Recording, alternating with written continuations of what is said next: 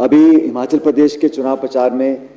3 दिन शेष बचे हैं और 12 तारीख को मतदान होगा।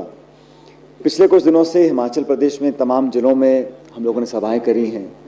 और जो जनमानस का एक फीडबैक हमको मिल रहा है और जो रिस्पांस लोगों का, कार्यकर्ताओं का, मतदाताओं का है, वो बहुत ही इनकरेजिंग है। और मैं समझता हूँ कि लगातार प्रतिदिन भाजपा और उनकी पार्टी के तमाम नेताओं को एहसास हो रहा है कि वो इस दौर में बहुत पिछड़ते चले जा रहे हैं। वो मैं इसलिए कह रहा हूँ कि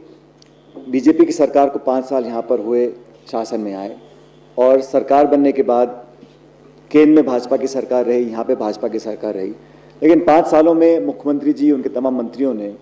जो वादे किए, जो काम किए, बहुत अंतर है उसके अंदर। और लोग इस बात को बोलते हैं कि हिमाचल प्रदेश की सरकार ने अगर 5 साल में काम किए होते, अपने काम के दम पर, अपनी रिपोर्ट कार्ड, अपनी परफॉर्मेंस, अपनी गवर्नेंस, अपनी डिलीवरी के दम पर अगर वोट मांगते तो जनता अगर खुश होती तो अपने आप वोट डालती। अब हो ये रहा है कि इस छोटे से राज्य में लगभग प्रतिदिन प्रधानमंत्री जी, गृह मंत्री जी, रक्षा मंत्री जी और आज कई सभाओं को उत्तर प्रदेश के मुख्यमंत्री जी संबोधित कर रहे हैं। तो अगर मुख्यमंत्री उनके काम पर इतना कॉन्फिडेंस बीजेपी को होता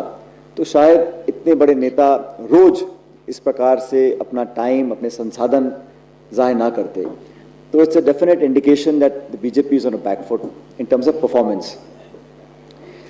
दूसरा, मैंने एक नोटिस किया, जो कल बीजेपी ने शायद संकल्प पत्र नाम से एक डॉक्यूमेंट रिलीज किया, वो एक बहुत ही कवर अप जॉब टाइप मुझे लगा कि उसमें कहीं पर भी वो कॉन्फिडेंस लोगों को इंस्पायर करने में बिल्कुल फेल हुए कि हम कुछ कर सकते हैं। सबसे बड़ा मुद्दा उसमें ओपीएस का था, ओल्ड पेंशन स्कीम का। ना तो उसके लिए हाँ बोला है, ना बोला है,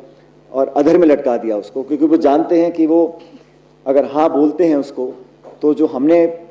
पब्लिक को कमिटमेंट किया कांग्रेस पार्टी ने, हमको फॉलो करना पड़ेगा। और फिर अनेक राज्यों में जहाँ उनकी सरकारें हैं वहाँ पे डिमांड आएगी, केंद्र सरकार से डिमांड आएगी, तो उन्हें उसको साइड स्टेप किया है, लेकिन उसको दरकरार भी नहीं कर सकते हैं क्योंकि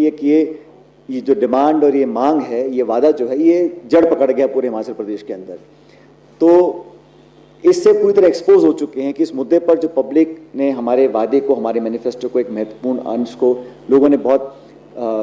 सहर्ष स्वीकार किया था, उसको वो अब नकार नहीं सकते हैं। इसलिए बहुत फंस गए हैं, ना हाँ बोल पा रहे हैं, ना बोल पा रहे हैं। और जहाँ तक ये भ्रम फैलाया जा रहा है कांग्रेस के बारे में, आपको स्पष्ट करना चाहता हूँ कि जहाँ जहाँ हमारी सरकारें हैं, हमने ओपीएस को लागू किया है, चाहे वो छत्तीसगढ़ हो, चाहे राजस्थान हो, और हिमाचल प्रदेश में भी सरकार निर्माण के तुरंत बाद हम पहली कैबिनेट मीटिंग में इसका निर्णय लेंगे। और हमने जो कमिटमेंट्स किए हैं मैनिफेस्टो के माध्यम से, चाहे वो मासिक भत्ता महिलाओं के लिए हो 1500 रुपये का, 300 यूनिट बिजली फ्री की बात हमने करी है, 1 लाख नौकरियों की बात करी है। तो ये सब ऐसे पॉइंट्स हैं जो लोगों से हमने फीडबैक लेने के बाद अपने कमिटमेंट्स को तैयार किया और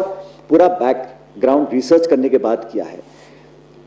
जब कौन बनती है, जब भी बनी पहले, लोगों को एक विश्वास था। इस बार जो सरकार चली है भाजपा के नेतृत्व में, उससे बहुत लोग अपने आप को